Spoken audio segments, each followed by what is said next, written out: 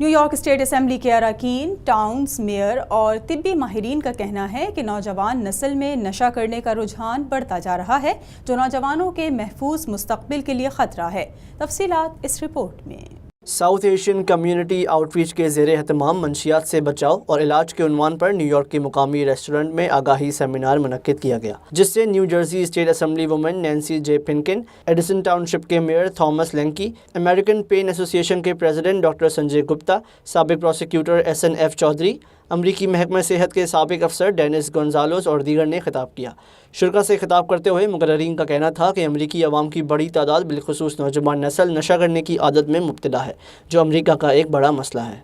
Really dilemma. Both sides, opiates are killing our youngster and community member, but at the same time, the issue with the doctors.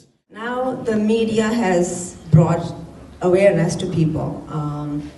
A lot of people are dying. I actually know 5 kids under the age of 25 who died in the past year. They didn't wake up. मुकर्रीन का कहना था कि नौजवानों में बढ़ते इस मसले को पिछले दिनों में दबा दिया जाता था, लेकिन अब हालात मुख्तलिफ हैं। अपने बच्चों का मुस्तकबिल महफूज बनाने के लिए ज़रूरी है कि हर वालिदैन ड्रग्स के नुकसानात से मुकम्मल आगाह हों। Assisted treatment centers, we have mental health daycare, we also have a clinical lab and we do tox tests. Seminar से खिताब करते हुए माहिरीन ने कहा कि अब लोग इस मसले पर बात करने लगे हैं और इसके तदारुक के लिए काम करने के लिए भी तैयार हैं। मंशियात से मुतासर अफराद के इलाज के लिए ट्रीटमेंट सेंटर्स मौजूद हैं और अस्पताल भी कायम किए जा रहे हैं।